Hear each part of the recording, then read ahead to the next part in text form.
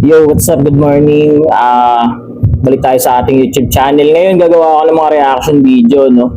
Reaction video about sa mga poster making na makikita natin sa internet, no? Na about sa buwan ng wika. Na kapag once na search natin sa YouTube o kaya sa Google, ayan, sila yung mga unang lalabas. Siguro matagal na rin itong mga poster na to, no? Tapos ito yung mga masa-search mo kapag once na tinype mo yung buwan ng wika, no? So, bali, re-rate natin kung 1 to 10, kung titignan natin kung ano, no, parang i-rate natin kung ilang oras ba siya ginawa, kung on the spot poster making ba siya, tsaka yung kung paano siya ginawa, no. So, yun.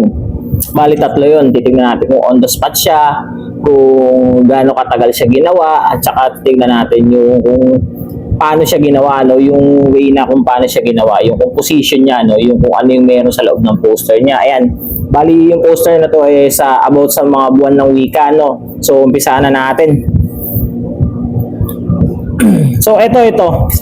Ito, pagka-click ko agad nakita ko agad tong poster na to. No, ang ganda, no, maganda yung concept niya, no. Hindi ko alam kung kailan pa tong poster na to. Nakita ko lang to sa Google. Na-search ko lang to. Ang ganda ng pagkakaano niya, no, atake niya, no. Dito tingin ko hindi siya gumamit ng marker, no. Bali, oil pastel lang talaga yung ginamit niya. Yan, siguro pag nung nag-start siya magkulay, puro light colors muna. Ito yung process ng pagkukulay na siguro ginamitan muna niya ng light colors, no, bago siya nag-apply ng dark colors. Ayan. Tapos, ayun, maganda rin yung proper, yung shading niya, ang ganda. Tapos, ang ganda rin nung, ano niya, no, discard niya sa paglagay nung, nung torch. Bali, parang, yun nga, yung torch yung pinaka, niya, centerpiece niya, no. Tapos, yung parang pinayata ito na nakasalakot, no. Tapos yan, gumamit din siya ng mga ng mga parang banderita style, no. So, ayan. So, about sa buwan ng wika. Maganda yung concept niya. Tapos naglagay siya ng background na mapa. Sa mapa, no. Ayun, nakikita nyo, no. Tapos yun, syempre, parang pang-highlight sa likod. Di na siya masyadong naglagay ng details. In-apply niya na yung yung parang lawak ng saklaw ng background, no. Nilagay niya na ng design na parang ulap. Yun na nga yung pinaka-background niya. Kaso dito meron siyang nilagay na naglagay pa siya ng words na buwan ng wika, no. Pero kung kunwari about sa buwan ng wika naman yung poster making, siguro pwede hindi na maglagay ng words. Goods naman na yan. Goods na yan, hindi ka na maglagay ng words pag about sa buwan ng wika.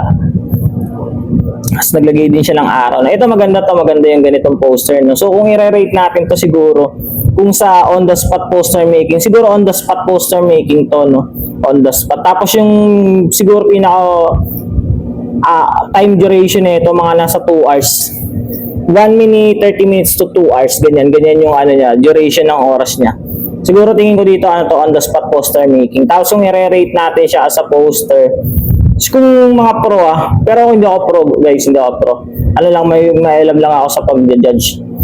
May idea lang ako sa pag-poster. Kasi matagal na tayong sumasali sa mga poster, no. So, ito kung i-rate ko to mga 8 siya, no. 8 siya sa poster. Maganda, detalyado, tsaka full yung niya, yung poster niya, no, buo, kompleto yung laman, no. Walang parang bakante. Kung titignan mo ultimo sa background, no, naglagay siya ng details, no, yung ginawa niya parang ulan.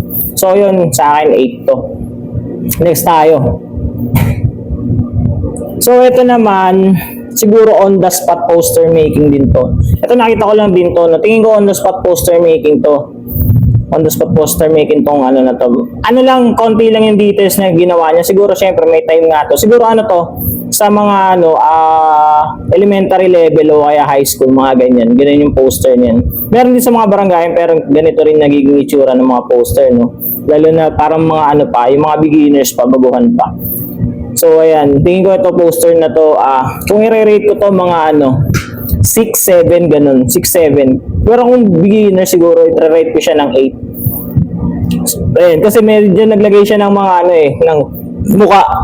Isa sa mga isa sa nakakapagbigay ng parang bigat sa loob ng poster, naglalagay ka ng maraming tao, no. O kahit saan kayo magtanong, kahit sino mga judge na kinukuha nyo, no, parang ang bigat tignan kapag maraming tao. Kasi mahirap mag-drawing ng tao.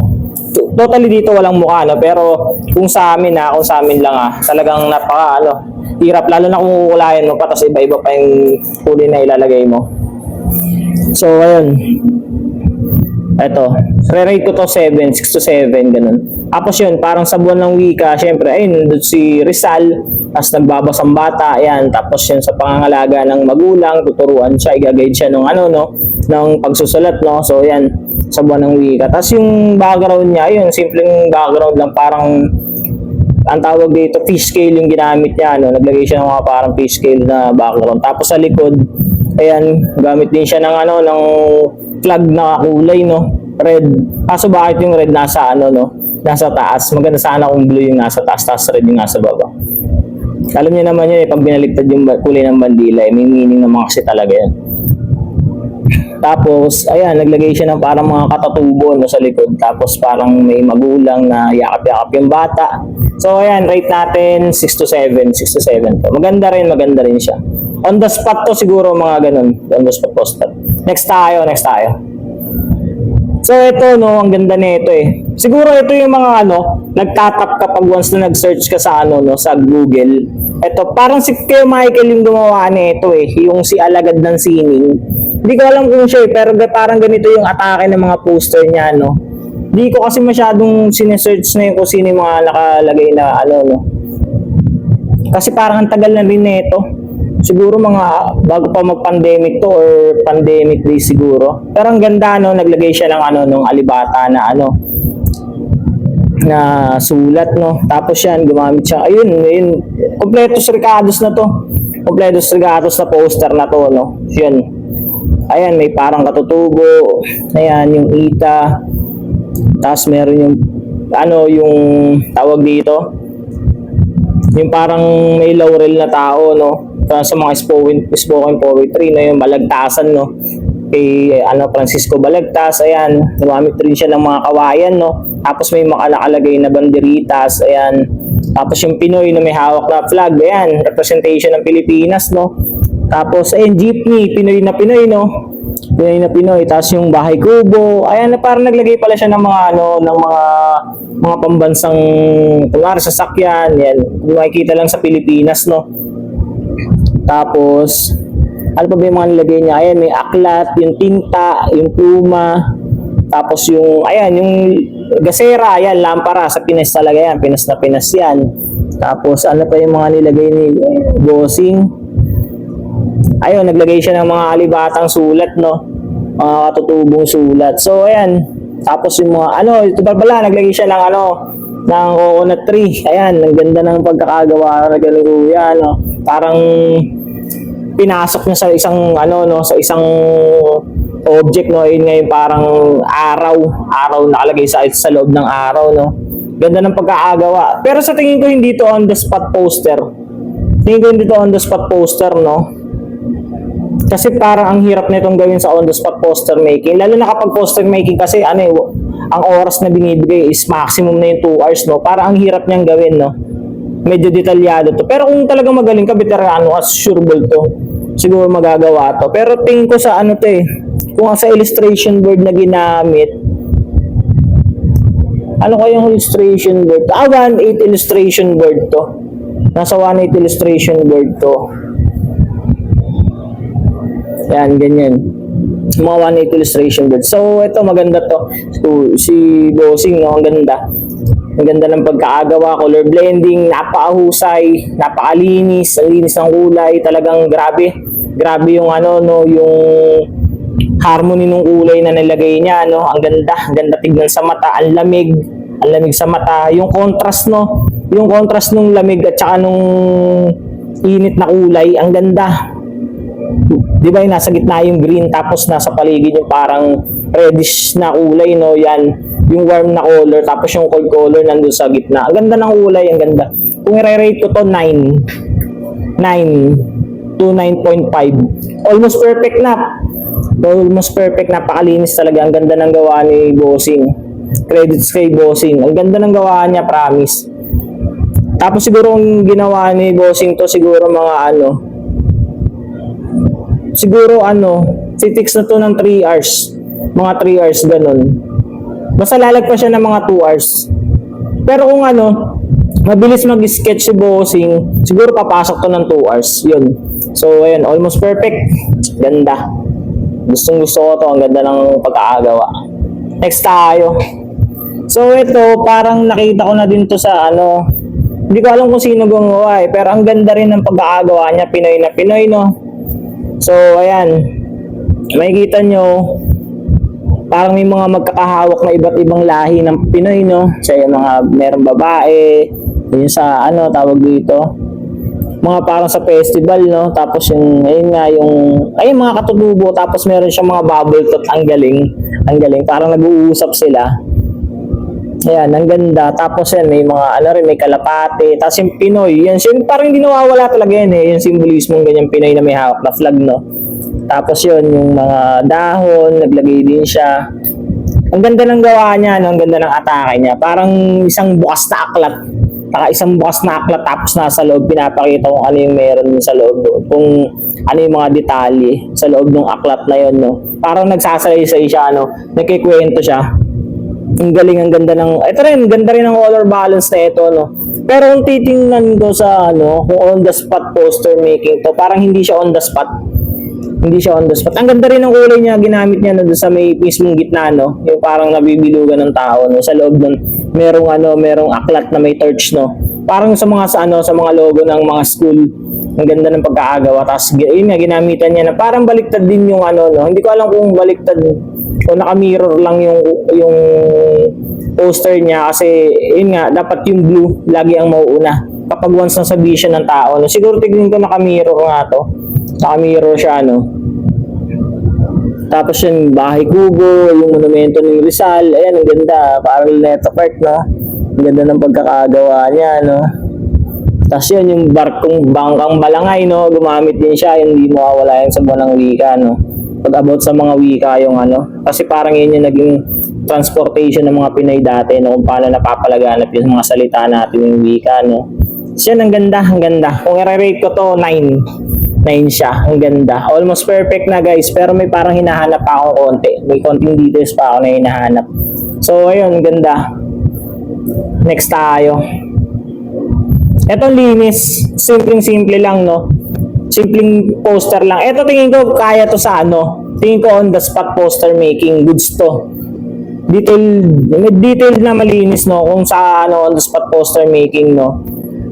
Ito, tingin ko papasok to sa on the spot poster making, yung mga ganitong style. Konting details pero parang punong-puno na, no. Ayan, meron siya yung parang may tribal na kamay, no, na naka ano, tapos yun nga, kulay ng Pinoy, yan, kayo manggi, tapos naglagay siya ng daanan, way parang to, yun nga, tung success yan, tapos hagdanan, naglagay din siya, pero yung hagdanan na ginamit niya parang mga libro, no, yan, common na, ano yan, symbolism na ginagamit, no, tapos magnifying lens, gumamit din siya, ano to, parang pera ba to, ginamit niya, naglagay siya, tapos yung, ayun nga, yung Microsoft, no, nagawa rin siya. Tapos yan, sa ulo ng tao, na nakasalakot, Pinoy. Tapos parang may bumbilya ba to? O parang bumbilya na. Tapos yun yung susi. Parang, yun nga. Yung parang yun nga, tumutukoy nga sa ano. Ito nga yung parang susi, no. Yung, gumamit din siya ng alibata, no. Yung simbolo na yan, no. Tapos aklat, yan, nagbabas ang tao. Tapos, ayan, naggawa rin siya. Naglagay din siya ng mga parang trophy. Tapos medal, ayan, naglagay din siya ng medal. No, simple lang yung details tayo, pero ang ganda ng color balance na ginamit niya. Hindi ko alam kung talagang parang naka-mirror lang talaga ako o ewan eh. Pero yung nakikita ko kasi dapat kapag once naglalagay ka ng kulay ng flag, automatic mauunang makikita mo sa vision ng mata mo is kulay blue. Yung kulay blue talaga yung unang mo makikita, no.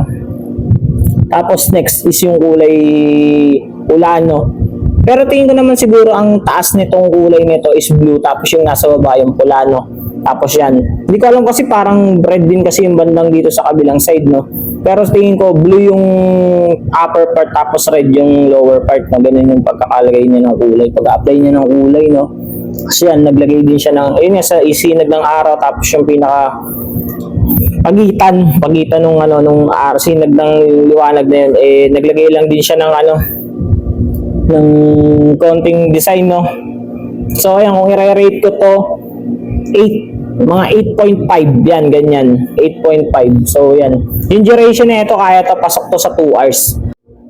So ayun lang no, ayun muna yung mga poster na gagawa natin ng reaction video no.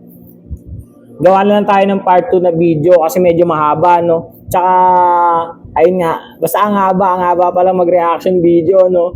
Hindi ko alam kung may manonood pero kung gusto yung manood, di manood lang kayo diyan. Basta ako gusto ko lang. Tsaka credit sa mga sa mga owner nung poster na to no. PM nyo na lang ako o kaya comment kayo kung sa inyo to para mabigyan ko rin ng Hindi ko kasi alam kung sino yung mga gumawa nito pero ang gagaling nyo. Ang gagaling ng mga kamay nyo, no? Solid. Sa akin, hirap na hirap din ako gumawa ng mga ganito. Pero gusto ko kasi mag-reaction video, no? Sa mga sa mga poster na nakikita ko sa internet. So, yun lang. Maraming salamat. Kung makabot kayo sa video na to, maraming salamat. Click nyo yung subscribe button sa YouTube channel natin. Tapos mag-comment kayo kung gusto nyo mapasama sa mga video na ginagawa natin. So, ayun lang. Maraming salamat sa inyo.